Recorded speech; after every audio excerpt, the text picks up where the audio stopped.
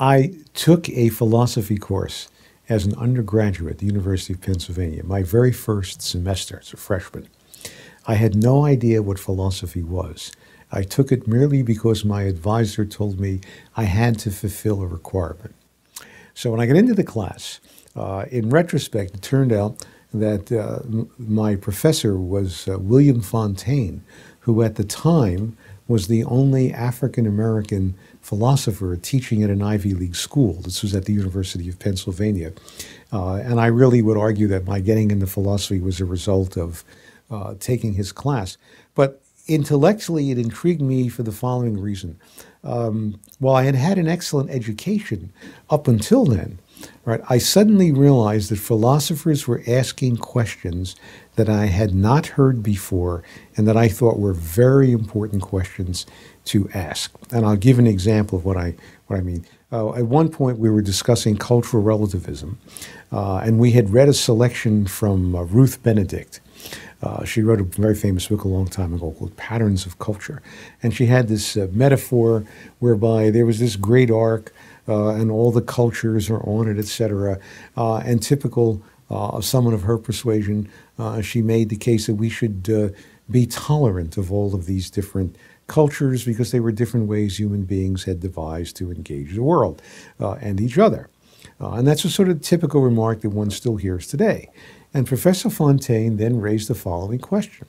Should we be tolerant of intolerant cultures? Well, it never occurred to me to ask a question like that. I'd been too busy focusing on facts and different interpretations of facts. And here was a question and a kind of question that had never occurred to me. And pursuing it a little bit further, you begin to realize, well, if you're tolerant of intolerance, that could lead to the undermining of toleration altogether, or of those societies that promote toleration. So clearly, it would be inconsistent or contradictory to tolerate intolerance. And I not only thought that was neat, but it was a way of thinking and seeing connections that I had not seen before. And the other thing that happened in the same classes, we all had to give an oral report, and we were assigned some philosophical work. I think I was assigned something in Bacon, and I had to make a presentation to class for 15 minutes. And I'm ashamed to admit this, I had such a rush and a feeling of power addressing the class that I think I was totally corrupted by the experience and said, if I can get paid for doing something like this, why would I want to do anything else? So I sort of fell in love with philosophy and teaching pretty much at the same time. And I would still maintain that there's a kind of self-critical, self-conscious, deep probing that goes on in philosophy or at a level that you rarely see elsewhere.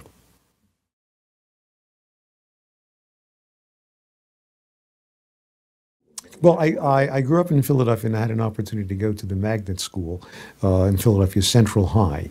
And that was a typical of magnet schools now, 98 or 99% of all of the graduates, go on to college. At one point, Central High had been so successful that they were literally granted the ability to give out bachelor's degrees. And so when I graduated high school, I did get a kind of bachelor's degree because people some years ago would go directly from Central High to medical school or law school, as opposed to doing the normal undergraduate educational track. But my classmates, were the creme de la creme from Philadelphia at the time. Many of them had gone on to very distinguished careers in all walks of life, in academe, in business and law, in science and things of that sort. So Central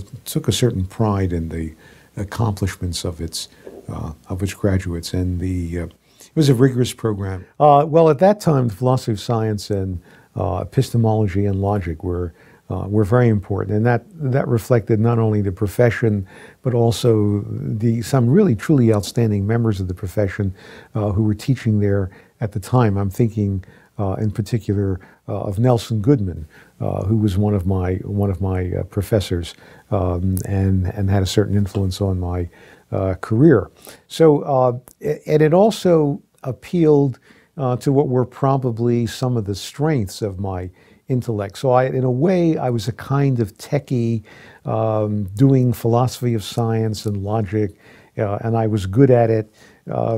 So in a way, if the left side of your brain is a little bit better than the right side of your brain, and it's highly developed, you can easily, think, oh, gee, this is a lot of fun. I like solving these puzzles. In a way, I did not go to become a philosopher to deal with the great issues. That would come somewhat later. That's something I had to learn. In fact, I would argue it's something that I learned after I got a PhD. Later, when I went on to graduate school, I originally went to Columbia University to work in the philosophy of science with Ernest Nagel, and I did have Professor Nagel as a teacher, and then he later became a friend. But I became sidetracked, and I want to tell the story because it says something about the academic world. I was taking a course on utilitarianism, and one of the things we did was to read. I had a selection from Hume, the famous passages in the treatise where he makes the alleged distinction between is and ought. And at the time, I was a naive graduate student, naive in the sense that all I did was read the original texts. I didn't bother to read the secondary literature, and therefore I didn't know what I was supposed to say or how I should have interpreted it. So I show up for class, and people are all giving what was then the canonical interpretation, that in Hume you cannot derive an ought from an is, and they are making a big deal about this. And I'm looking at the passage, and I had a completely different interpretation. And I was saying, if you look at the paragraph, there is absolutely no way you can interpret it in that way. Just look at the English in the paragraph. And the professor was intrigued by that observation.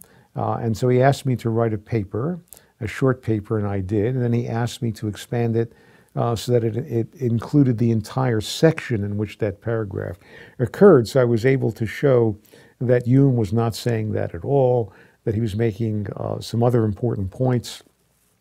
And if you had read the authors to whom he was addressing himself, because when Hume was writing in the 18th century, he had no idea that he was going to become an icon of analytic philosophy in the 20th century.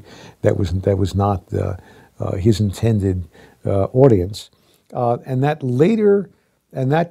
interpretation got challenged not by the instructor, but by others. So to give people some indication of what goes on in the academic world, I decided to write a dissertation on Hume's ethics, and I show up at a meeting where the committee asks me questions about this to see if I'm ready to do it. And one of the members of the committee, who's a member of the faculty, says, do you realize that your interpretation of Hume differs completely with that of everybody else? And again, my naive answer at the time was, yes, but that's exactly why I want to write on it. If I didn't have anything new to say, why would I say do the work in that area? Or it's precisely because I think the standard view is incorrect. And in any case, to make a long story short, several years later, I end up writing a 300-page dissertation interpreting every, if you'll pardon the expression, damn thing in Hume's philosophy to show that it was all consistent with that interpretation. And I was rewarded by not only getting the degree, but being given an opportunity to reproduce the 10-page paper I had written in my first year at graduate school, that then was published in the Journal of Philosophy. My immediate reaction, again somewhat naive, was I can really play with the big boys. I'm as good as they are, and if not better. And so it's okay for me to go into this as a profession. The conclusion I should have drawn at the time was that if these people can't read the English in a paragraph correctly, do I really want to spend the rest of my career talking to these people? Again, while the faculty was very good, they rarely got to the level of asking the philosophical question, as opposed, do you know this? Did you see that? Have you considered? As opposed to questioning the question. You know, like, why are you asking that question? Is that the right question to ask? What does one have to assume when you even ask the question in that manner? To put it another way, what I see happening in the activity of philosophy is that, in a manner of speaking, you're reasoning backward.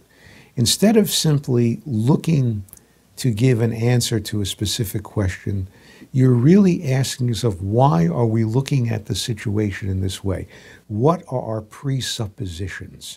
And later I came to embrace the definition of philosophy given by R.G. Collingwood, which is that what philosophers do at their best is to uncover or articulate the fundamental presuppositions in which we operate. What I see too often in professional philosophy today is people who start out with a hypothesis and then want to develop the hypothesis. So they're doing something which is certainly intellectually respectable and important, but I would argue that's not philosophy. Philosophy is asking, why do you want to start there, as opposed to simply having a starting point and pursuing it as far as it will go. Again, I don't want to delegitimate the formation of a hypothesis and the pursuit of its implications, but simply want to point out that that's different from raising the question, why that hypothesis, as opposed to another, why are we asking it or raising it in that way? Why are we doing it in this contrast? So again, philosophy is a way of making you rigorously, almost ruthlessly self-conscious. And I think that's an important skill and attribute. I think it's not only an intellectual virtue, I would argue it's a moral virtue as well. And while lots of people can pick up on the intellectual virtue, the moral virtue of this ruthless self-questioning is something that is much harder to come by and separates what I think are the great philosophers from the also-rans.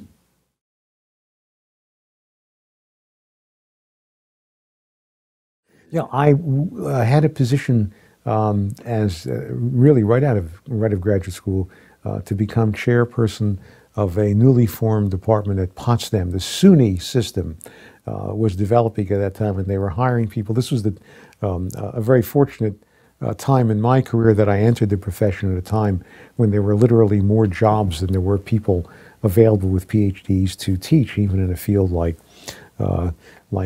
philosophy.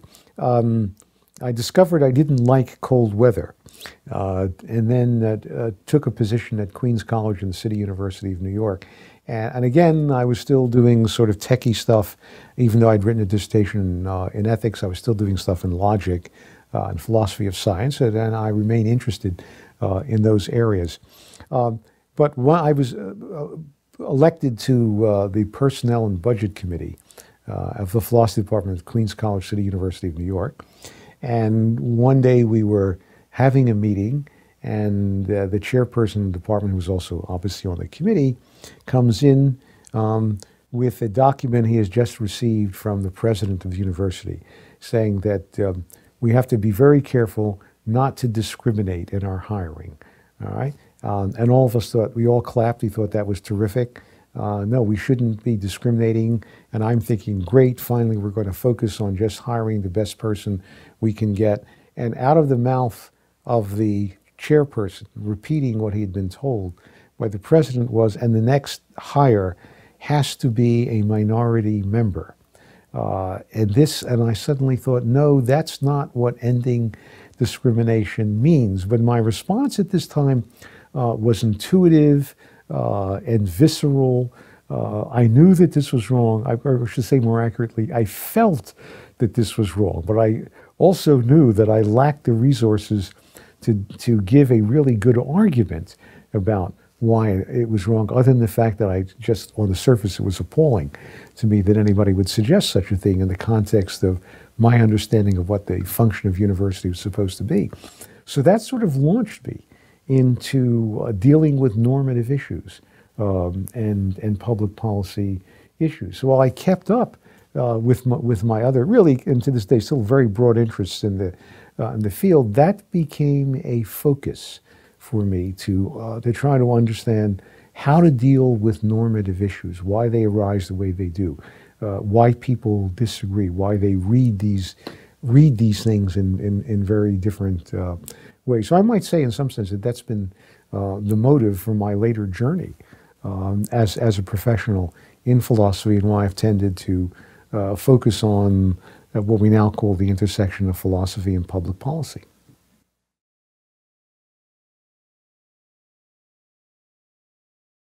Right, right. I got intrigued by Mill when, in a way, this is sort of another origin of my career in philosophy. But I read Mill's essay on liberty as an undergraduate. It was the first time in my life that I'd read a book where I thought the author was speaking directly to me. I was very deeply moved by it. And again, this was a feeling I had rather than being able to articulate in any way why I was so deeply moved by it. I felt as if there was something very profound here. And I kept going back to it over the years and always seeing more and more in it as I reread it and as I acquired more knowledge. But at one point I had accumulated a certain number of articles on Mill, and somebody was kind enough to recommend me to Cambridge University Press that was publishing a series of intellectual biographies on major philosophers. And I was asked to do the Mill one. And again, I welcomed the opportunity because although it was a strange kind of challenge, you have to remember, Mill wrote an autobiography of his own intellectual development. So who am I, as an outsider, now to write an intellectual biography? How do you factor in your own account with the author's account? Now, it's easy to play games here if you were a postmodern person, and you can engage in this enterprise of deconstructing Mill's autobiography, which I did not find particularly enlightening, although there are people who do things like that. I found his autobiography to be a remarkable book because for two reasons. Not only did it detail his evolution as a thinker, which is something I had never really considered. In my previous thought, I only thought, well, there's the right answer, and sometimes you give up the old answer because it's wrong, and you take on the new answer, and you hope you're not going to be embarrassed too much later by having to do this over and over. But here was somebody who was seeing the process as a growth process. How does your thought evolve? You're never really throwing out the old, you're sort of reinterpreting it and incorporating it. And the other thing that intrigued me was coming to recognize that Mill was really talking about personal autonomy. And his autobiography was like a very good 19th century novel. I mean, it reads beautifully, just as many of the novels do, because it was a story about how someone came to be autonomous and recognize his autonomy, and who were the people who were influential in his lives, who were either obstacles or those who enabled him to get to the point where he was his own person. In Mill's case, that was quite extraordinary. I mean, he was certainly a genius. His father recognized that immediately, and Mill writes about his extraordinary intellectual accomplishments for anybody, who was 4 years old or 6 or 11 or 15 or whatever. And he grew up in a household where James Mill, who was a very important, influential thinker of his own time, and who was close friends with Jeremy Bentham, another important and highly influential figure, and they were involved in a movement to try to transform Britain, where Britain was in the process of moving from a feudal society to a modern industrial society. That created all kinds of social, political tensions, and James Mill and Jeremy Bentham were trying to think their way through this. So Mill, in a sense, started out as an ideologue, actually encouraged and trained as his father to be that. As Mill would put it later, he was a kind of thinking machine. He was better at articulating his father's point of view than his father was. It's almost as if his father said, yeah, John Stuart Mill's really actually smarter than I am, so if I can get him to say what I want, what he should be saying, then I can pass on the movement to him.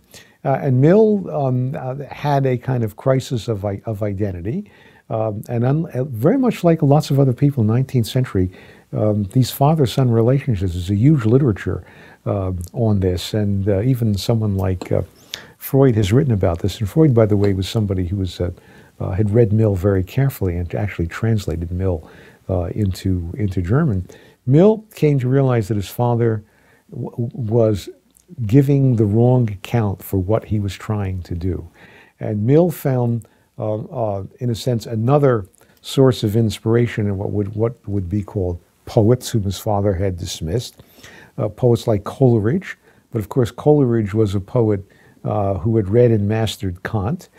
Mill discovered romantic writers. He discovered continental philosophers. And in many ways tried to, and a lot of people will agree on this, try to bring together the insights of both of these philosophical traditions.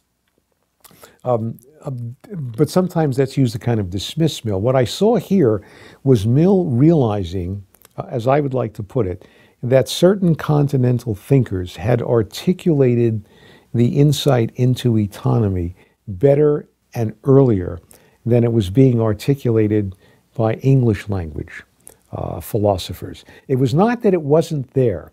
It was just not getting the kind of prominence and articulation that Mill thought it deserved. Excuse me. And in a sense, what Mill does is try to offer a much more sophisticated defense of the emerging liberal world. He's like his father. He's very much in favor of the technological project. Like his father, he's very much in favor of markets. Like his father, he's very much in favor of limited government.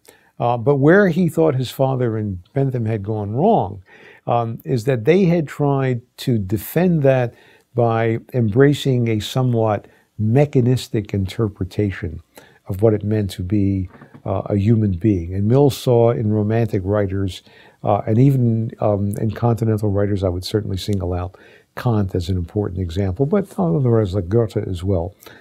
People who were making this point both in the arts and in philosophy in a better way than it was being made in the English-speaking world. So if you'll allow me a somewhat oversimplification, I would say that Mill incorporated the continental insights into autonomy, into the Lockean narrative better than anybody else had up until that time. He and I would also say Tocqueville, whom Mill knew personally. Mill actually read and reviewed Tocqueville's books. Those are the days when you could write 40-page reviews of somebody's book. So Mill's written like almost 100 pages. He really got into what Tocqueville was talking about. Mill and Tocqueville were also responding to a critique of the Lockean narrative that Locke and even Smith had recognized but had kind of not adequately dealt with. And that was the question of the poor, the distribution question. Locke and Smith never really came to terms with what do you do with the fact that some people just don't seem to be very successful in the modern market economy.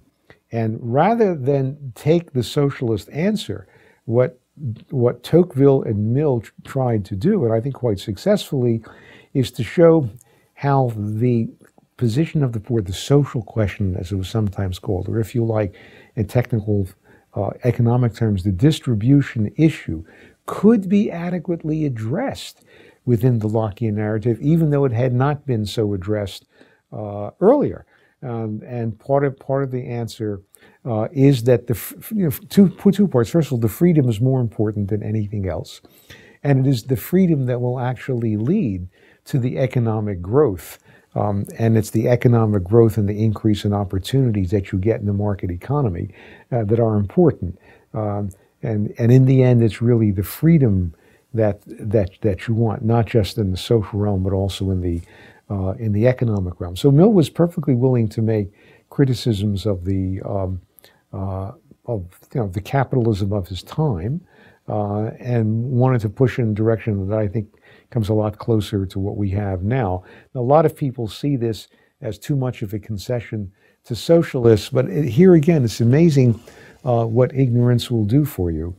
Mill actually identified himself as an ideal socialist, and so people automatically dismiss him. Well, what did it mean to be an ideal socialist? Because if I remember correctly, Marx and Engels also dismissed these socialists. Well, socialists were people who thought that the workers should own property, right? And the Marxian and therefore the Rousseauian critique of that is that nobody should own private. There shouldn't be private property. It should all be owned by the state. And Mill is working very hard on trying to figure out how the working class can themselves become capitalists and members and people who own property. So his notion of a cooperative, a modern example would be a startup, a software firm in Silicon Valley where all the techies own stock in this new company that they're starting is a perfect example of what Mill meant by a cooperative.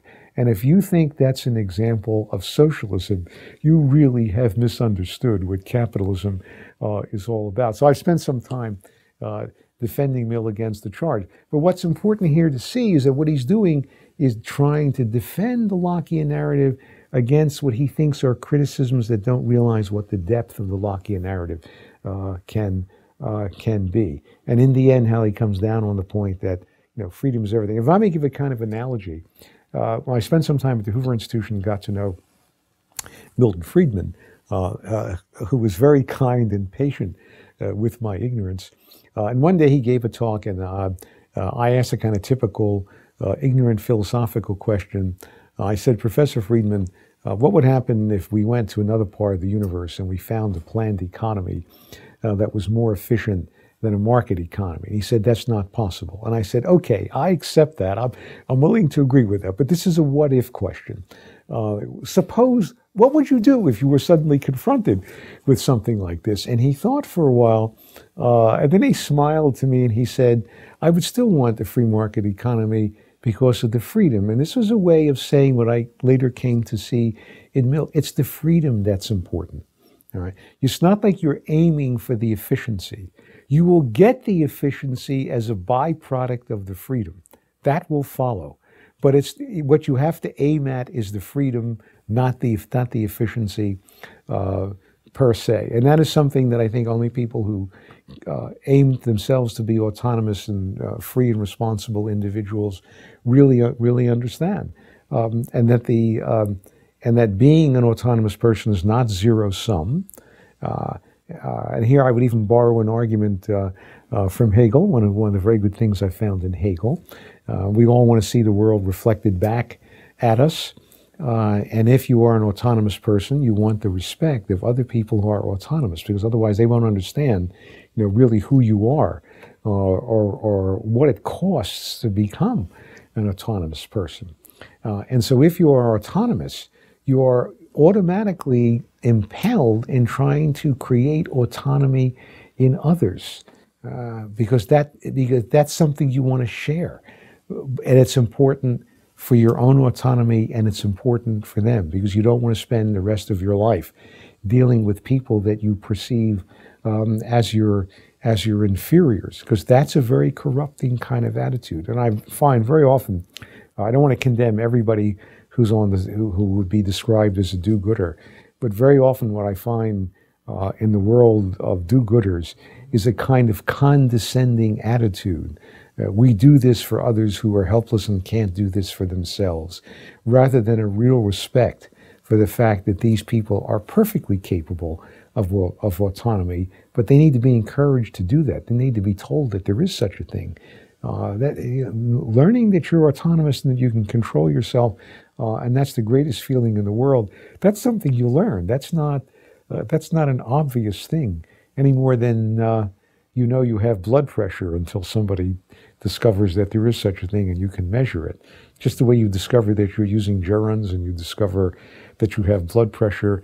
Someday, if you're lucky, you discover that you can be a free and responsible person and be, in that sense, an autonomous individual. So Mill's journey, and that's why showing how that evolved in his thinking became an important way of making that point. It's not just an argument that you give, you show how somebody moves through it. So even his relationship with Harriet Taylor, which other people write about as from a kind of voyeuristic point of view, you have to understand the extent to which she actually helped him come to see that. So he sort of knew that because he was very smart, but she made him feel it in a way that enabled him finally to articulate that better than any other person had done up until that time. And so, in a way, that's why the essay on liberty is such a really great work. I mean, there are lots of other interesting things about it, but in the end, it's a plea for why freedom, personal freedom, is more responsible for the good in the world and more important than anything else in the world. Now, other people, you could have found this idea in other people, but I found it in Mill, and Mill's life reflected that. So that's why writing about not just the idea, but how it evolved in his thinking and how that his life reflected that struck me as being an important way of making it, because I don't think anybody learns this just through arguments. I think arguments are important, but you also have to live a certain period of time and work this through in your own experience. It's not a point that can be conveyed, just by somebody, articulating it in some, highfalutin, abstract, philosophical terminology, which I hope I haven't done here.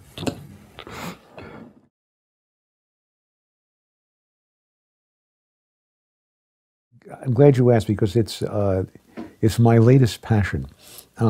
Given my work at Liberty Fund, in which I've had the opportunity to meet some really extraordinary people from different fields, I raised the question one time at a Liberty Fund meeting, and I said, liberty has been around now for at least 400 years, certainly as instantiated in the United States, yet it's still necessary to defend it. Well, how is it that the oldest government, which promotes this value, which a lot of people seem to think is important, is always under siege and always has to defend itself? And a very good colleague, Gordon Lloyd, who teaches at Pepperdine, jumped on that, and that led to a subsequent discussion. Why is it necessary for liberty always to be defended? And when we looked back at it historically, we came to the conclusion that there is a liberty narrative that goes back at least as far as Locke, but there's also a counter narrative. And while the counter narrative didn't hold center stage the way it does now even in the Anglo-American world, it's always been there. And so we decided to reconstruct the second narrative, or actually articulate in a clearer fashion what we thought the Lockean narrative was. And then to our great surprise and joy, we discovered that we could make sense of all the major debates and all the major voices in public policy debates from the 17th century down to the present as an ongoing conversation between advocates of what we call the Lockean liberty narrative and advocates of the Rousseau equality narrative. And to make that debate, if you like, more than just a metaphor, when we looked into it, we began to discover two things. First of all, many of these people were in fact responding to critics of the debate. So clearly, the case of David Hume and Adam Smith, they were very directly responding to Rousseau, who was someone known to them and a contemporary. And so we could go back and forth and reconstruct an ongoing debate throughout the rest of the history of political economy and political philosophy. In addition, the debate also seemed to evolve. And so criticisms would be made that would force each side to modify their position. So the central tenets were always there, but the way in which they were presented became more and more sophisticated. So there was an ongoing, evolving debate, not just people repeating the same thing over and over for the next few hundred years. So this appealed to my constant search for trying to find some simplicity in the midst of all this complicated activity. Could we, in an insightful way, reduce all of this material to a debate between two different points of view? And it also helps if you teach to be able to simplify the presentation. That way you can give students a kind of framework that would be kind of impossible for them to have otherwise, because they simply would not have had the time to read all this. So what it started out as an interesting insight, as a great pedagogical device, and subsequently Professor Lloyd and I fell in love with it. We now think that this is really the whole truth about everything in political economy and political philosophy down to the present. Perhaps I should connect this with another larger issue. I usually want to make a distinction between liberal culture and liberal social philosophy. There are a lot of people who can be identified as people who are writing in the liberal tradition. And I want to argue that everyone, they're sort of like the blind men dealing with the elephant. They're all talking about something important, but they're all missing something as well. That's perhaps an overstatement, but I'm trying to get at a point here. And that is, I want to get away simply from talking about what other liberal social philosophers have said. I want to ask myself, what is it that they're talking about? And it seems to me they're talking about a particular world. And it's the world I live in. And it's the world that many of us have lived in pretty definitely since the 17th or 18th century. So I went back and I asked myself, what is that world that we live in? And as best I could, try to make sense of it without being blinded by the preconceptions of all the people that I have read.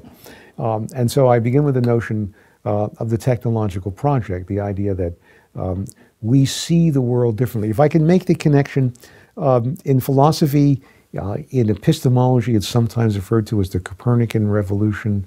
In philosophy, a total switch in perspective. Instead of thinking that order is somehow out there, you begin to think that order is something that human beings project onto the world and not feel uncomfortable with making that kind of statement. And then if order is something we project onto the world, conforming to it doesn't mean conforming to the world. It now means transforming the world to conform to the way we think it ought to be. That seems to me to be an important revolution in thinking, and even people as early as Locke and Bacon are already making this kind of case. It's one of the things I love about Descartes. Is his statement in the Discourse on Method, where he said, "We are here to make ourselves the masters and possessors of nature." I think that's a brilliant soundbite for summarizing it. And again, to put this into some pedagogical perspective, when I had been introduced to Descartes' Discourse on Method, essentially what I was being told to read was that this was some kind of very educated idiot who was making some distinction between the mind and the body that somehow didn't make any sense. But when I went back and reread the Discourse on Method from this new perspective, not only did I discover his articulation of the technological project, I also discovered places in this book where he talks about how it's therefore important to have an open mind, to live in a society where there's freedom of thought, and how he suggests a commercial republic like the Netherlands as a place to go. And I'm thinking, wow, there's a hell of a lot more going on here than you would get if you were simply taking a sort of old-fashioned approach that philosophy teachers would routinely take with the materials. So I see this as really important change. And then I read someone like Adam Smith. Locke would make the same point, but I'm trying to highlight people who I think are the more articulate spokesmen. So I see someone like Smith not only answering Rousseau in defense of Locke, but making the case better than anybody prior had made the case. I would like to say he stole most of it from Hume, but that's okay. They were friends, of why a free market is the best way to carry out the technological project. I'm thinking, for example, of his use of the pin factory. I mean, all you have to do is read the first 40 pages of The Wealth of Nations. You know, people in this process are focusing on one thing. They're looking for labor-saving devices. They become much more productive when they do things that way. And he and Hume both saw the difference between an agricultural economy and a mechanical economy. And I always wondered how many people have noticed on the 20-pound note in British currency, someone has actually, they not only have Adam Smith's picture, but they also have in the background a rendition of what the pin factory would have been like. So I see Smith as carrying on the Lockean narrative, only now making explicit the importance of the role of free markets in all of that. And then going back to Locke, the argument for limited government, certainly Hume will repeat that argument, Smith will repeat that argument, and any number of famous British and French thinkers will in the 19th century make the same argument. And then down to the concept of the rule of law, which in another context, well, I don't have time here, but I would argue that there's a conception of the rule of law in the Anglo-American legal system that is completely different from any other legal system in the world, and also explains why that particular rule of law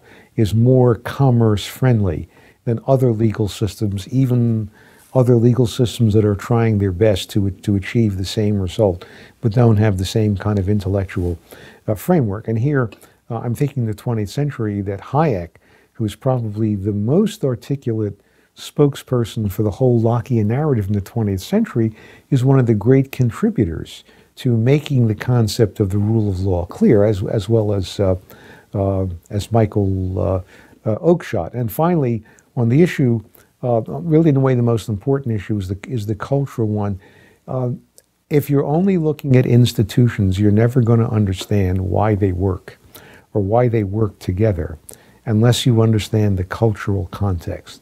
And the cultural context here is what I choose to call the culture of personal autonomy. Other ways of putting it is the emphasis on individualism that one finds in the Anglo-American cultural tradition is absolutely crucial to the way in which the entire system works. I mean, Locke certainly pointed this out. Any number of other people have pointed out.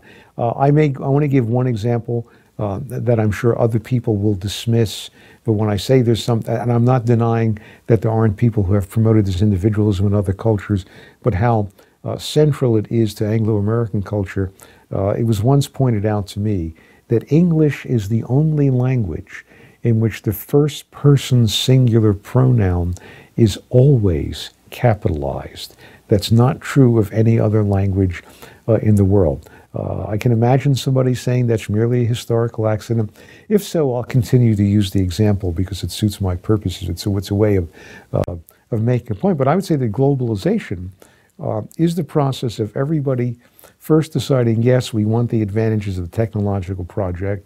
In 1989, presumably by then they've all come to recognize what Adam Smith had said several hundred years earlier. If you want those advantages, you need a market economy, as free as possible. And if you want a market economy that's free, you're going to need a limited government. And then if you want that, you're going to have to change your legal system. And that is, by the way, very central now.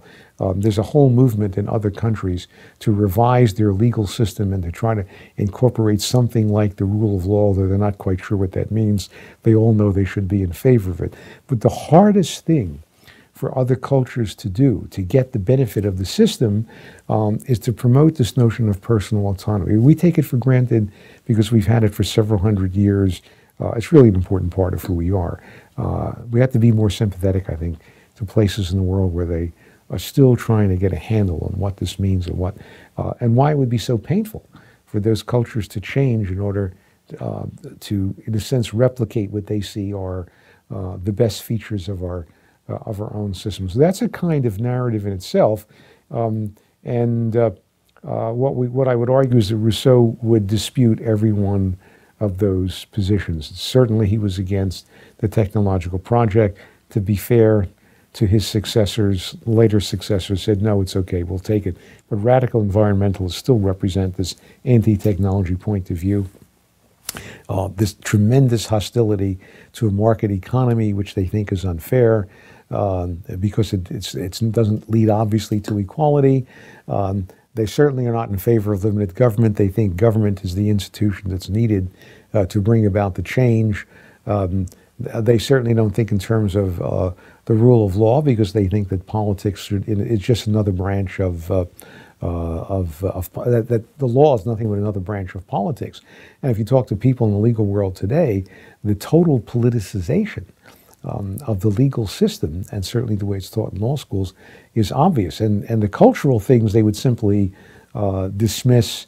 They talk more about community, about family, and thinking of yourself as part of a larger group, and they would probably want to identify people who promote personal autonomy as somehow being pathological individuals, whereas the Lockeans would respond by saying that the people who cannot take responsibility for themselves as autonomous individuals are in fact the pathological cases. But to summarize all this, all right, you've got this huge liberal community, and they talk the same language, and sometimes they're talking past each other. Let me just give the example of two very important terms: liberty and equality. Okay, the term liberty for Locke means the absence of external constraint, and he understands rights in a totally negative sense. It limits the government. Okay? Whereas liberty for somebody in the Rousseau narrative means that the government does things for you because it's giving you the resources to help you achieve what you want or what you should be wanting. In the case of equality, everybody talks about equality, but for Lockeans, it's equality before the law and equality of opportunity. For Rousseauians, it's definitely equality of outcome, not equality of opportunity. And if the outcome is not equal, by definition for them, that shows that there's something dysfunctional in the system. And if I might add one other thing, because it's very important in the American context, for Lockeans, it would be more accurate to talk about the pursuit of happiness, not about the achievement of happiness. Right? And whereas for a Rousseauian, they're much more concerned about what they think is the achievement or happiness, or something like the achievement of fulfillment. So I think those are the really very different views about how these people see the world, and you can get lost in liberal social philosophy because you're looking at the language rather than the way in which the people are using it. And just again to give an example of this, if you were to take out a coin, a U.S. coin, would have the word liberty on it, and you should look at how many buildings there are in the United States that have the word liberty on it. Offhand, I cannot remember a building in the United States that has the word equality on it. If you go to France, of course, every building has liberty, equality, and fraternity on it. Now, there are places in America which there are buildings that say fraternity, but they mean something very different from the French. But in the French context, the fraternity is still hearkening after that collective enterprise association that is very, very alien to, if you like, Anglo-Saxon or Anglo-American way of looking at the world.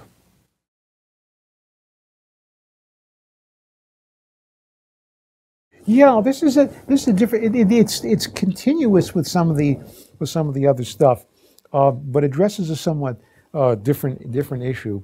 I took this notion of the Lockean narrative, and I tried to use it on my reflections on the question, what is America all about? Concern about what America is all about is important to me because being an American is really important to me. It's part of my identity. People talk about American exceptionalism. I think there's an important element of truth to that, but what exactly does that mean? And of course, there's been a lot of soul searching in my lifetime in America in the post-Second World War period, where people raise the question, well, who are we? What is our responsibility in the world, et cetera? I mean, in a sense, America has had to ask those questions because it's been put in an unusual position. So I started out with the thesis that if Gordon Loyola are right about the two narratives, that America would have to be the Lockean narrative in spades. Or to put it another way, America is a greater example of the Lockean narrative than Britain because we got to try it in a virgin territory without a class system. So we didn't have the obstacles. But you just take all these ideas that people, I think, had articulated very well in England. There are, of course, people on the continent who articulated them as well. But England was a much clearer, more coherent example of it. You transport that to America. I think, for example, Samuel Huntington has made a good point on this when he wrote his book, Who Are We? Again, trying to answer this question, what does it mean? What is America all about? And his answer, well, it's really an Anglo-Protestant culture. And then I'm thinking, well, yeah, he's right about that. And what Gordon Lloyd had identified, these were important elements in that Anglo Protestant culture. And then I started asking myself, well, what is the Protestant part? Not just what is the Anglo part in all of this. This is actually a very small book. I'm probably talking longer about the book than it would take to read the book. But what I discovered historically is that all of these institutions, including the technological project, they could all be explained historically as having originated in a particular religious context that Christianity understood very brilliantly, or if you like, I'll go even further, the Judeo-Christian tradition, okay, allowed for these ideas to develop in the way that accounts for why these ideas are Western European ideas to begin with, all right? I would say historically, you would not have had any of these features like the technological project, like free market economies, like limited government, unless you understood the history of how religion played a major part in the development of those concepts. So I was temporarily taken out of my comfort zone. This is not just philosophy and economics and political theory and law. And then, of course, it's important to consider the extent to which, as a side thesis, Protestants came to embrace this narrative long before Catholics did, which in part was an important explanation to me why Catholics had a harder time integrating into American society than Protestants did.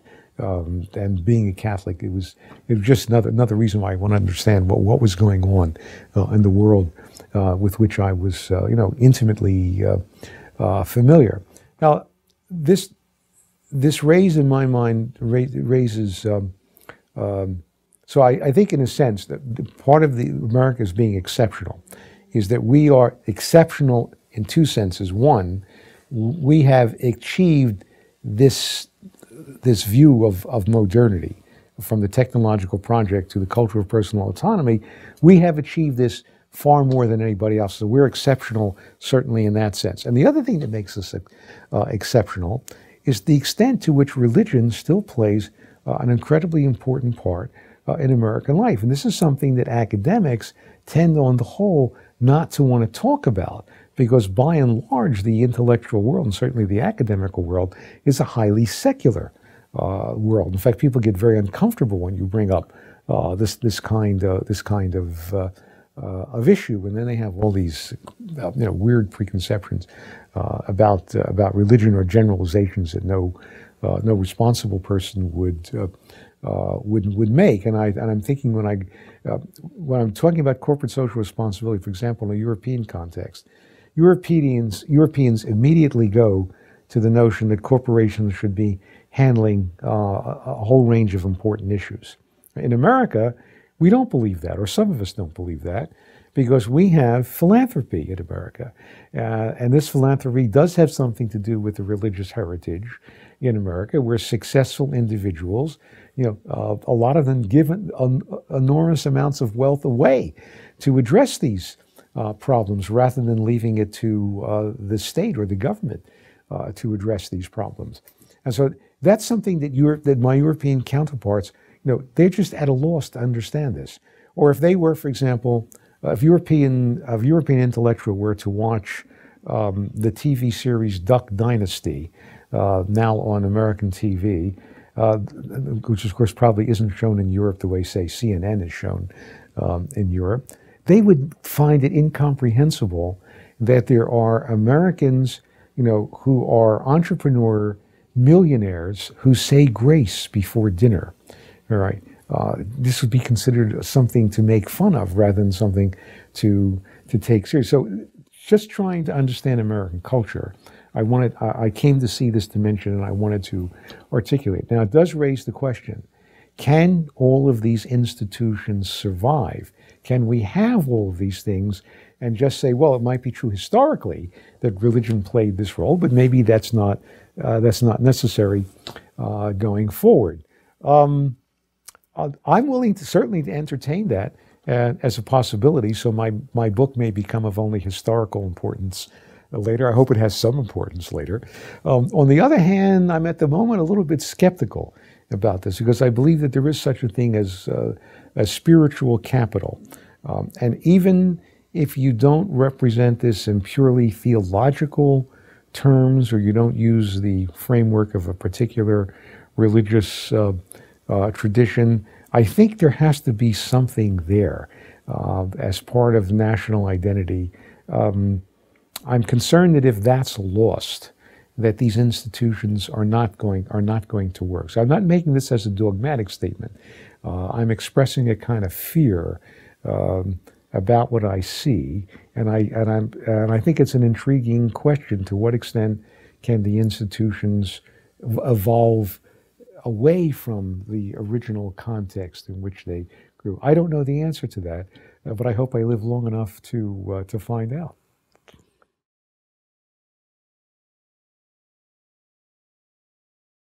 Okay, in order, the philosophers that most influenced me, in the order in which they exercised that influence, would be David Hume, John Locke, John Stuart Mill, and this is a sort of combination, Hayek and Michael Oakeshott. Okay, and then I realized in retrospect, when this question was once asked of me, that I chose people, all of whom wrote in English. So in a way, I chose the most important British, if you like, English language philosopher of the 17th century, the most important of the 18th, arguably the most important of the 19th, and I would want to maintain that Hayek / Oakeshott, the most important. Again, and this is all in retrospect. These are clearly all people articulating the Lockean narrative, and so that's why in retrospect, see, I'm gravitating towards the range of issues they're addressing, and addressing them in a way that, I really feel comfortable with this. I mean, certainly I started with Hume, and in a way I consider myself fortunate that I was forced to defend my interpretation of a paragraph in Hume, despite my sarcastic remarks earlier, because Hume was a great philosopher. I mean, he talked about all the big issues, and he attempted to deal with them and put things together, and showed me in a way what it would mean for a philosopher to try to tackle all the big issues of his time. And he was also willing to admit that there were certain things that he really didn't feel comfortable with in his own answer. So he bequeaths that as a kind of problem for other people to solve later. Mill, we've already talked about. Locke, when I came to redo the history, and I've written 2 books on Hume, one on Mill, and if I live long enough, I expect to do a book on Locke, and then maybe a book on Hayek and Michael Oakeshott. Hayek is an Austrian, obviously by birth, and also in terms of his economic orientation. He fits into the story in a number of ways. One is when he studied law, as all people who were going to be economists had to do at the turn of the century in Vienna. He was in favor. He immediately adopted this sort of Germanic attitude. We need a nice, neat, clean system. We don't like this messy common law thing, etc. So that sort of appeals to our intellect. And then later, Hayek came to see that his most important idea, spontaneous order, was better reflected in the English common law system than it was elsewhere.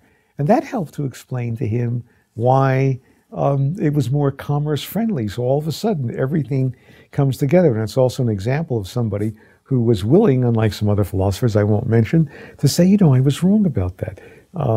This really isn't terribly insightful.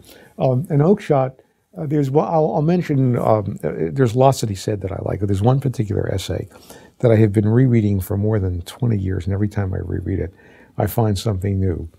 It's called the Masses in Representative Democracy. Is that the title of The Masses in Representative Democracy? Something like that. To make a long story short, this is Oakeshott's version of the Lockean narrative. So he's got everything in there if you look for it. Okay, but he also has something else.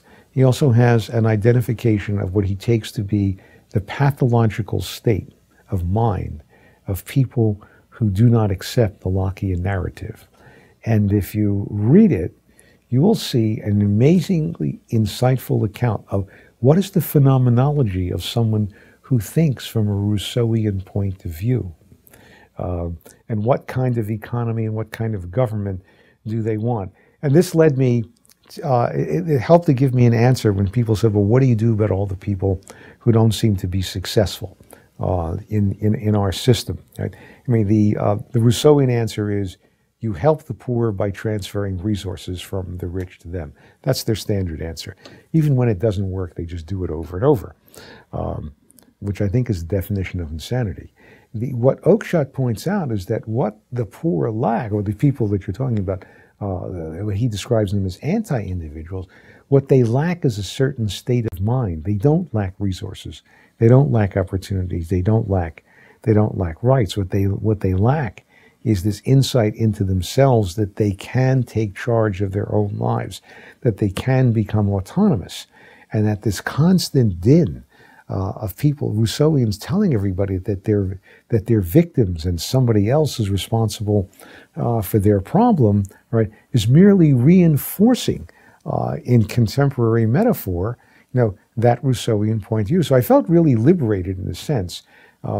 That now I could suddenly stun people by saying, yes, there are people who are poor. There are people who are dysfunctional. This is a shame. We ought to do something about it. Unfortunately, what we're doing about it is the exact opposite of what we should be doing about it. We should therefore be open to totally different ways of addressing that issue. So from that point of view, besides doing, in one article, the whole history of moral philosophy from Hobbes to the present, which is nice to have somebody help you out that way. He helped me address that. And something I've come to learn, in the last decade, Hayek knew Wittgenstein and actually corresponded with him. And there is something in Wittgenstein that philosophically appeals to me that Hayek and Oakeshott represent when they deal with public policy issues. Now, this might be difficult to articulate. I'll try to make the connection in some way. And the answer is, it sounds simple, but it's this: practice always precedes theory, and theory can never exist independently of practice. The problem with modern intellectuals is that they're always trying to change practice to fit their theory. That's also why I'm uncomfortable with a good deal of liberal social philosophy, because it's theorizing in a way that isn't trying to understand how liberal culture actually functions, but abstracts a couple of features and then tries to make those few features carry the whole burden of the argument. So there's always something that can't be conceptualized. All right, and that while conceptualization is useful, all right, it merely is designed to make the practice better. It can never transcend the practice. That's really a very fundamental conservative insight. You can't step out of all frames of reference and engage in radical critique. And I think one of the things that totally vitiates so much of deconstruction and a good deal of continental European philosophy is this pretense that you can step out of every frame of reference. You can tear all the masks away, but if there's no face underneath, it's hard to understand, why the tearing of the masks should be a liberating activity of some kind. And Wittgenstein sees this, and obviously, if you're Hayek, yeah, sure, spontaneous order, all right? You can work within it, but you can't transcend it. That's why you can't step outside of it and conceptualize the market and engage in all this regulation and control of it. It simply doesn't work. It's actually counterproductive. And Oakeshott makes that same point. I mean, he's a peculiar kind of, if you like, British conservative. We're always trying to amend pre-existing practice, but within pre-existing practice. It goes back to a metaphor that a lot of analytic philosophers would be familiar with. I think it's Neuros's metaphor about we're a ship at sea. There's no such thing as dry dock, and we are of necessity repairing the boat as we go along. And there's a kind of hubris involved in thinking that you can step out of every frame of reference. And I would argue that one of the things I really deplore in many analytic philosophers is that they're engaged in precisely that undertaking. They are trying to step outside of every frame of reference and theorize about things independent of practice, right? Rawls is a perfect example of that. And I would argue, as much as I like Robert Nozick's sense of humor, and as much as I like some of his conclusions, he is actually playing the same game.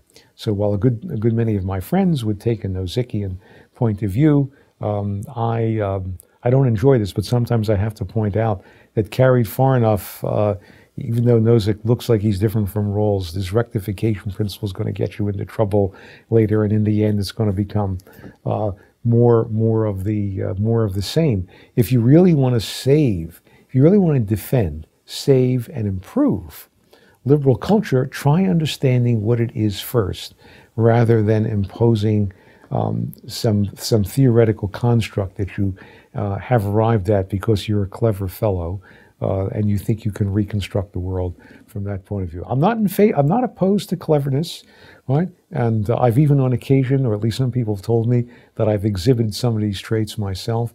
But I would hate to think that that is the sum total of our wisdom. And so again, here you have Wittgenstein and Hayek and Oakeshott all saying you can't escape your fundamental frame of reference. Or if you like other metaphors, we keep circling the same island. That's how come we know there's an island there, but we can't land on it. It's hubris to think that you can land on it and say what it would be for, it's like thinking you're God. You can see the whole thing and articulate it all at once. So to put it another way, one of the things I've learned from all my years in philosophy is not only the value of discursive reason, but also the limitations of discursive reason. And I would think that part of wisdom is also recognizing what those limitations are. And great philosophers, I would offer Hayek as an example, are those who understand that the limitations of discursive reason these limitations have very important public policy implications. And if you try to be too clever and conceptualize the whole, you will willy-nilly be driven into the direction where you are planning everything. You are deluding yourself into thinking you have a God's eye view of the universe. Somehow I suspect even God doesn't have a God's eye view that would sort of attribute a lack of imagination to God. So I'm reluctant to concede that there are philosophers who are in this position. It has to be an illusion on their part. I would say with the exception of David Hume and John Locke, the people who have most influenced me subsequently, people that I never read when I was an undergraduate or a graduate student. I didn't even know they existed at that time, and that most of the debates in the academic world become very parochial in the sense that the philosophers tend only to refer to other philosophers in the discussion. Economists only tend to refer to other economists. They certainly know the existence of these other people by name, but there are certainly there are exceptions, but mostly they tend to simply shop talk and use the language of their own discipline. I suddenly discovered there were some really great insights to be learned from people in other disciplines. So I gave myself the added task of trying to figure out what people in political theory, what people in economics especially, what people in law were talking about and how that related to what was going on in philosophy. If I may make a critical remark at this stage, one of the things I find most appalling in contemporary philosophy is that if you want a degree, if you want a PhD, and you want to write a dissertation dealing with a normative subject, you are required, on pain of never getting the degree, to begin your discussion with Professor R, who used to teach at Harvard, all right? And I have taken a vow of silence never to use the R word, so I'm hoping that people out there will know that I'm talking about Professor Rawls. Oh, I'm sorry, I shouldn't have said that. But it's remarkable to me that the constraint, and I'm willing to speculate on the many reasons why this is so. But if you get outside of academic philosophy, you get into the real history of philosophy, you get into other disciplines, you suddenly discover that there's some really interesting people saying insightful things that you will never hear and certainly never understand unless you read authors, who are not on the standard reading lists inside each of those disciplines. And some of us have been the beneficiaries of attending Liberty Fund conferences where these things are actually interdisciplinary, and you can't talk shop. You have to speak in English and say things in ways that people outside of your discipline will know what you're talking about. And I would add to that, I finally come to understand what I'm talking about when I'm forced to make it clear to other people outside the discipline.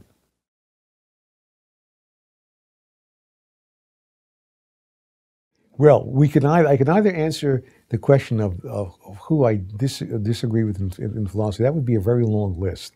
I would even have to include some of the people that I like. But there's one particular philosopher for whom I have extraordinary admiration, but think that his views have been incredibly destructive to Western philosophy, and that's Aristotle. So I hope all of you heard, before I mentioned Aristotle's name, that I am conceding that he was maybe the most brilliant man of his time. And I read Aristotle and find lots of things in Aristotle that I think are really very insightful and good, and I don't think we should lose them, etc. But when I attack Aristotle, what I mean is the following. First of all, fundamental belief that he had, which will conflict with a fundamental belief that I have and that I've articulated earlier. Aristotle believed that the world makes sense of itself. Okay? And that's, if you like, that's naturalism. Right? And I'm arguing that the world doesn't make sense of itself. It is we who make sense of the world. And sometimes we change our mind as to what that sense is. The idea that you can give the final, definitive formulation of what things are is, I think, philosophically misconceived. And that's why my sympathies would be more with Plato than it would be with Aristotle, if I'm sort of thinking on that very high abstract level. The way up is not the same as the way down. Right. The other problem I see in Aristotle is that, having assumed that the world explains itself, he believed that he had actually achieved this explanation by explaining everything in what I would call organic or teleological terms. His view of the universe is really neat.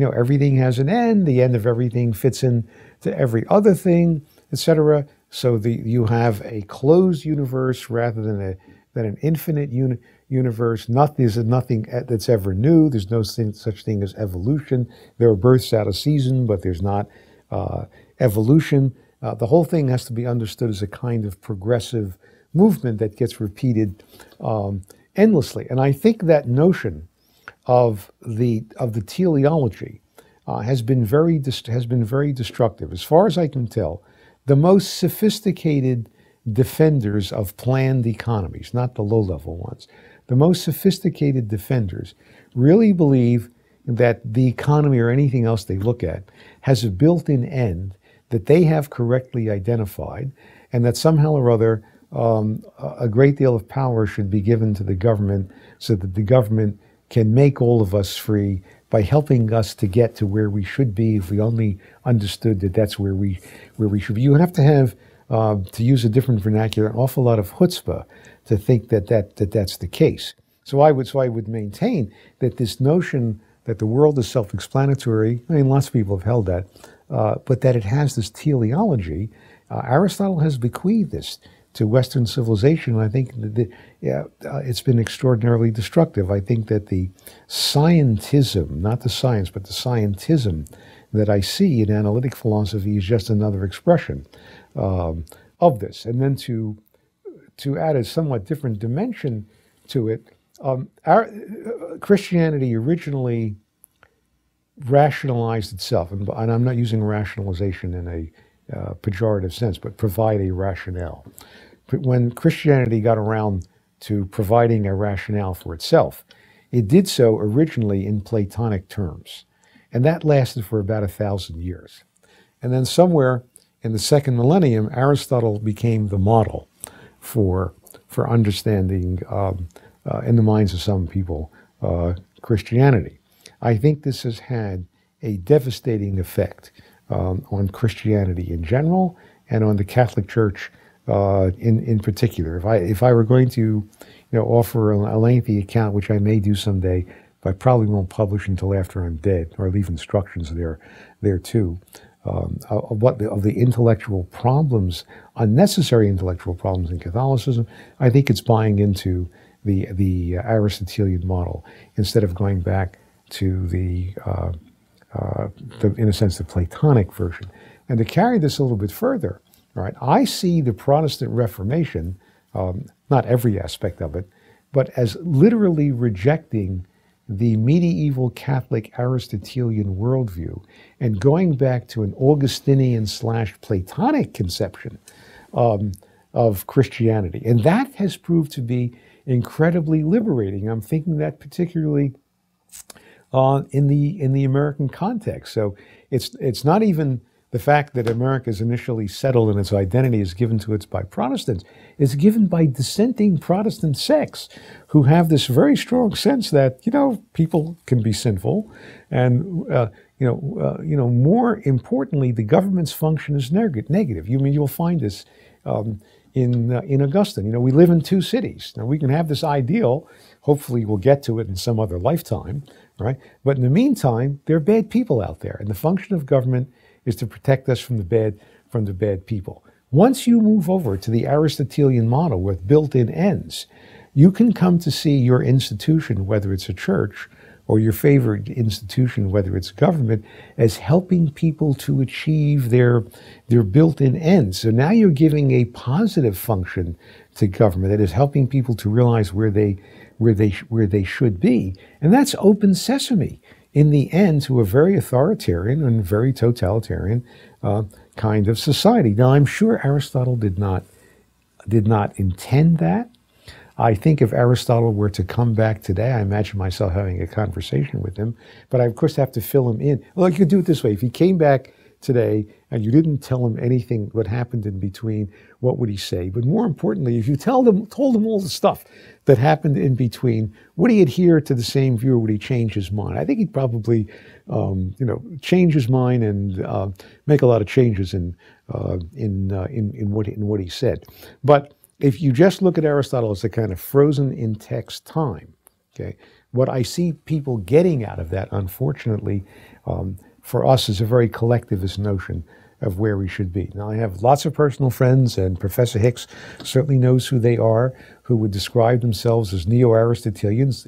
I jokingly say that's a nice way of getting off the hook.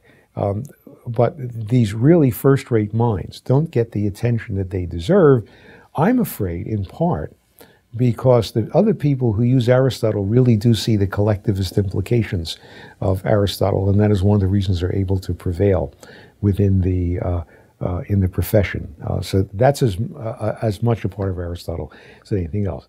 Now, if in another context, if I wanted to get myself off the hook, I would appeal to something that one of my old teachers taught me, who actually taught me Aristotle. He said, Aristotle is not a system.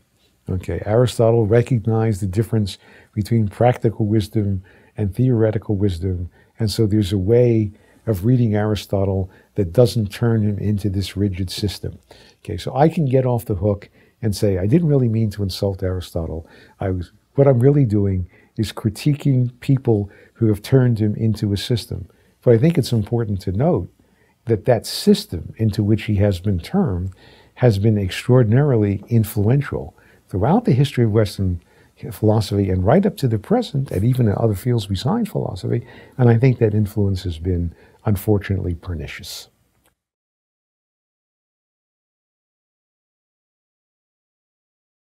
Those few people who actually would be defined as libertarian or classical liberal or limited government or free market philosophers are really a tiny minority of the profession. The profession is overwhelmingly to the left.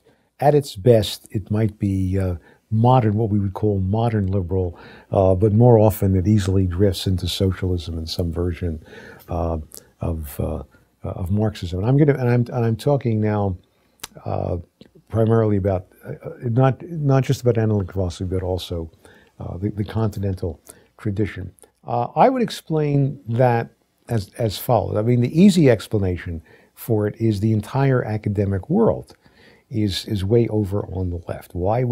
How could you expect any discipline to resist that kind of pressure? In fact, I even see in the sciences, which ought to know better, this movement to the left. I mean, when I started out my career, the people in the sciences and engineering were very hardcore about no nonsense. Now, of course, they've discovered they could make money by preaching global warming or climate change, et cetera.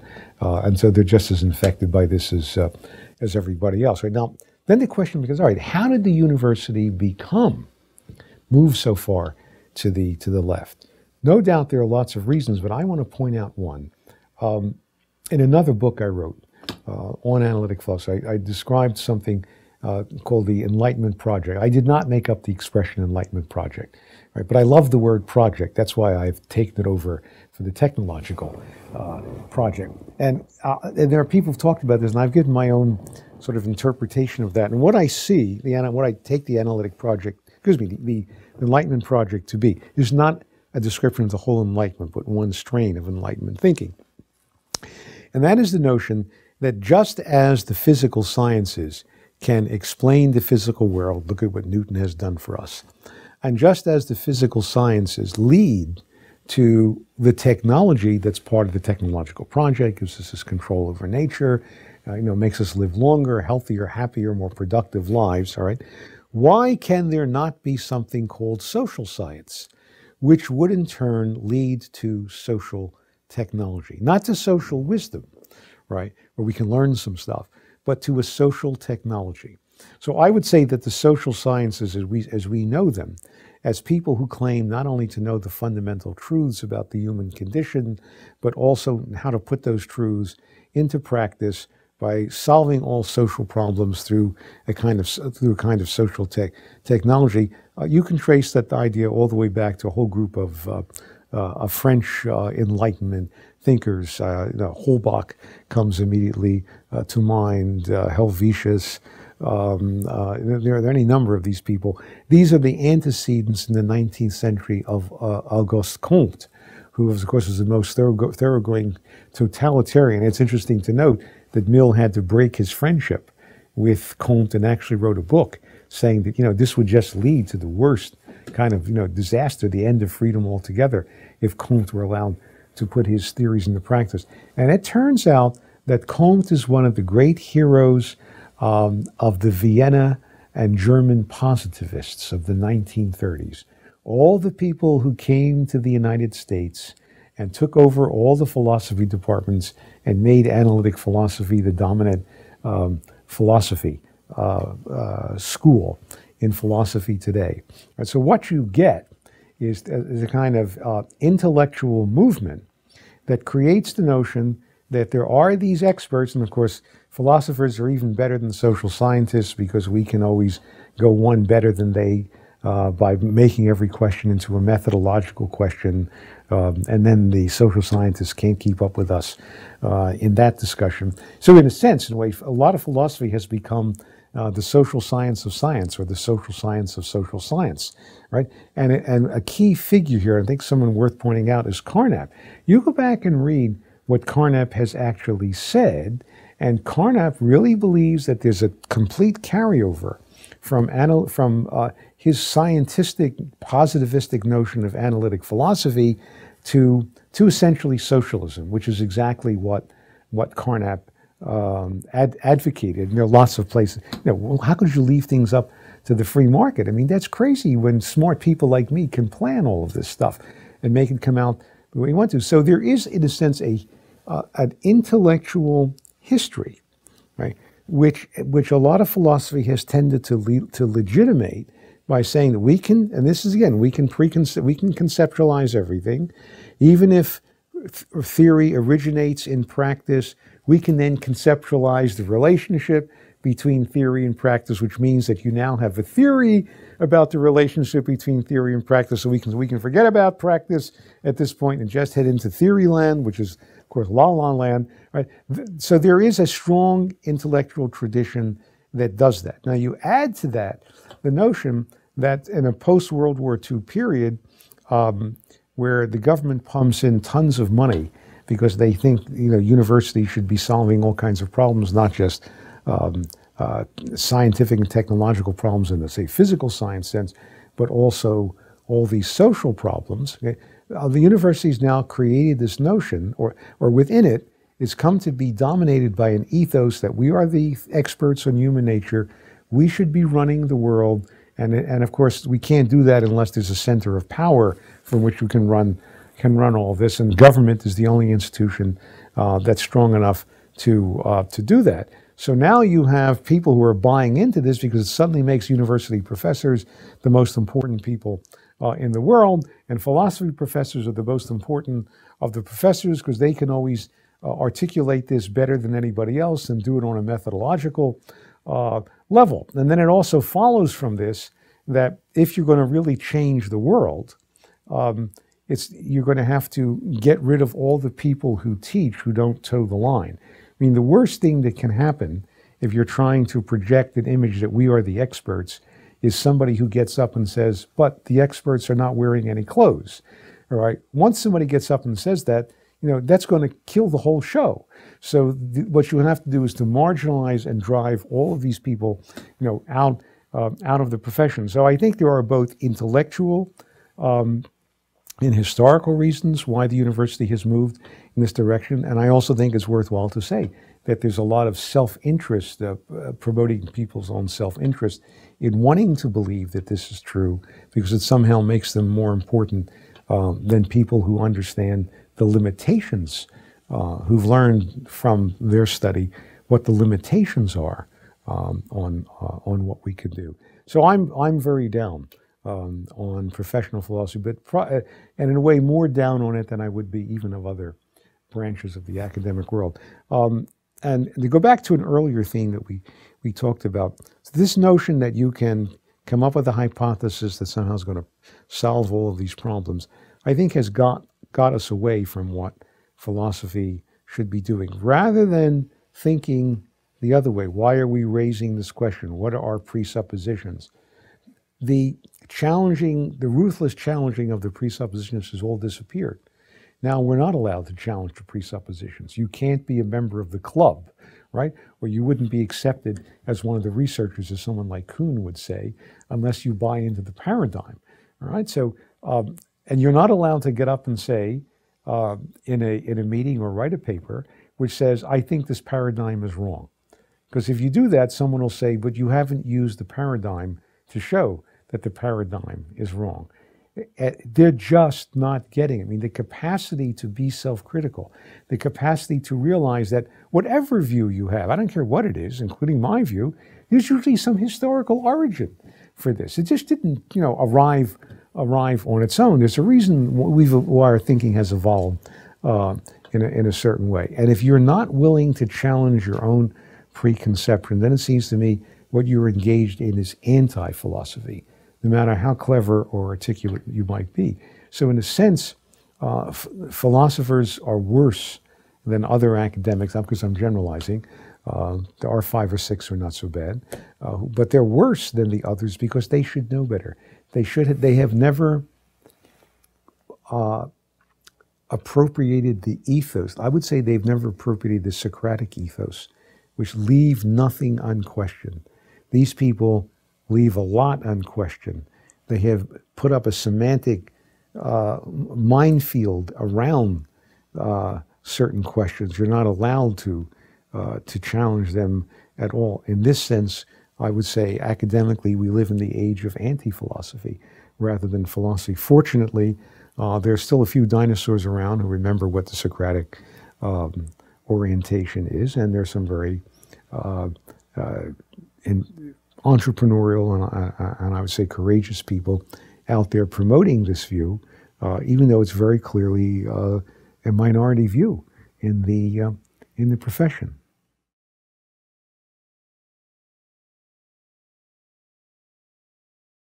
I think the only way to retrieve the situation, and I like the metaphor of retrieve, because I think that Socrates was engaged in an activity that I would call a form of retrieval, and I think that a lot of contemporary philosophers are engaged in trying to do that. Somehow or other, we have to retrieve and help people to appropriate that Socratic attitude. And I think from my own teaching experience, the only way you can do that is if you see it in action and if you read about people who are practicing it and if you have examples of it. So you can go back in the philosophical literature and show two things: how the great philosophers engage in this activity, they're ruthlessly self-critical, how they engage in the synthetic activity of trying, what are the major presuppositions of the world I live in? So in a way, Augustine is saying, what does it mean to be a Christian in Europe at this time? You're also the inheritor of the classical Greek tradition. You're the inheritor of Athens, not just Jerusalem, and other things, and then put this together inside of a comprehensive whole. It's like being John Locke, who was doing, what are all these features of liberal society and how do they fit together? And other examples you might take would be someone like Hume, who is looking at Newtonian mechanics, okay, and to give a different kind of example, and saying, well, what are the presuppositions here? And if those presuppositions are correct, do we now have to change the way we conceptualize things? To make a long story short, if you move from an Aristotelian conception of the universe, which is what most people held until modern times, where motion has to be explained and rest is natural. If you move to a Newtonian universe, where motion is natural and rest is a case of arrested motion, okay, how does that change the conception of causation? So Hume's critique of causation really amounts to saying, in Aristotle you have four causes, and that's understandable, and there's a necessary connection between formal, efficient, and final causation. But in Newton's universe, there's only efficient causation. All right? So what Hume is saying, look, if you repair your intellectual framework here, you've also got to repair it. You've got to repair it over here. So you've got to be critical about everything. So you're going to be critical here, you have to be critical there. I think you can only learn that by doing it, and you can only do it once you see somebody else do it, in a way. I'll give an example of what teaching is like under these circumstances. The way I see a lot of teaching in graduate school these days is that students go into a graduate course in philosophy, and they're going to spend the entire time reading a particular book or article. And the instructor then spends the entire semester deconstructing or ripping the book or the article apart, presumably to show that he, the instructor, is much smarter than the guy who wrote the book or the article. You see, I can refute so-and-so, so that means if he's a giant, then I'm even bigger, right? And so the students all get into this notion, and there is a kind of analytic version of deconstructing things in a way, right? And so you come to see yourself as somebody who's attacking something, as opposed to something else. There's another way of teaching, and I think Oakeshott has articulated this very well and has actually written on teaching. And what Oakeshott says is, all right, first you introduce a student to an author because you want to get inside the author's head to see what the author's doing. What is this guy or gal doing? Okay. All right, and if you do that, then in the initial stages, you are speaking in the voice of the author. Okay, so I want to make sure that I really understand what Montesquieu said, or whoever it is I'm trying to want to understand. And I can only do that by being a sympathetic reader, not by looking at the text and the author as an object, right? But almost in a kind of Weberian notion. I have to, by sympathy, get inside. I really want to understand what makes this person tick. Why does he see the world the way I do? Once you do that, then in the course of the conversation, you will come to find your own voice, because now at least you've learned what it means to have a voice. So it's through trying to understand, and also be critical of, you can be critical of authors, but but not but the purpose is not to show that somehow you're smarter than the author. What was this guy trying to do? Why is he asking this question? Why is he asking it that way? What does he think is the potential range of acceptable answers, and why does he think that? What's the whole context that's going on here? What are the fundamental presuppositions that are moving this whole conversation? That seems to me to be the way in which you get to find your own voice. And so there's a connection here, I think, even with social and political philosophy. When I get to find my own voice, what I discover is that it's always possible for people to see things differently. And rather than that being a problem, that's a good thing. The reason we can all reconstruct these things differently, and that I too have the power of reconstruction, is that we have imagination. All right, so this, again, the limit of discursive reason exposes the positive importance of imagination. Okay, so the object here is not to get everybody to agree, but to get everybody to articulate some way of why they see the world the way they do. If you come to realize that you have constructed this, okay, and that everybody else is capable of this kind of construction, and that nobody's construction can take precedence over anybody else's construction, you then raise the question, what sort of institutions are compatible with a world of free and responsible individuals who can imaginatively reconstruct these things differently? And the answer is a free society. So you don't have to hit kids over the head and say, believe in free markets, etc. What you can do is lead them through what seemingly is an analysis of texts to an understanding, oh, okay, we're all imaginatively engaged in this activity and finding my own voice. Gee, that's more important than anything else. And I want to make clear that this way of reading texts isn't the way some people do it, like here are the only questions you're allowed to ask, here are the correct answers to the text, etc. But you really engage the text. I mean, some of the great authors all started out in wonder, and they probably ended in wonder as well. And they weren't afraid to say, I said this, but I'm not sure what I mean. It's like Hume's discussion of the self. I know I just said this, but I'm not quite sure what I just said. And nor am I, so I know I'm onto something, but I don't know what it is I'm onto. And I'm going to leave that to you, because I don't know how to push it any further. So it becomes a journey of self-discovery.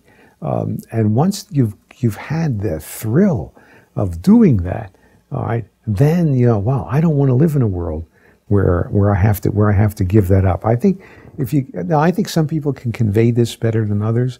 I think some people are more adept at it. I think sometimes it's something to do with personality. But one of the things I've noticed is that really bright students get excited by this, and they can pick up when you love what you're talking about and you love the activity.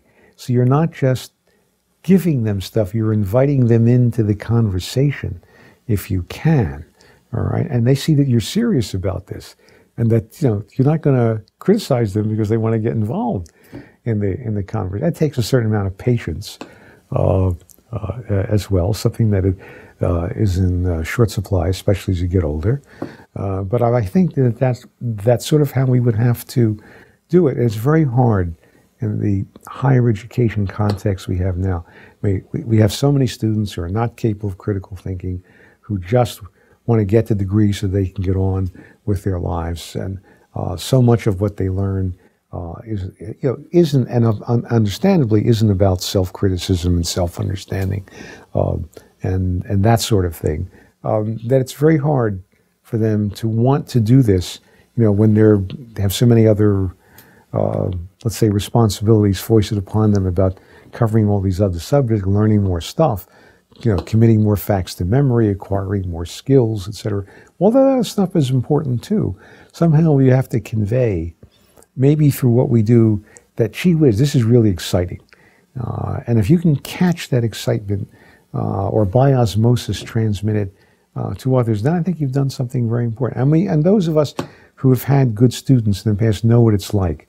Right? It doesn't work for everybody. It works for some. If you like, you see the light bulb go on. Aha! Okay. All right. Then you say, wow, this is great stuff. I've just validated my profession.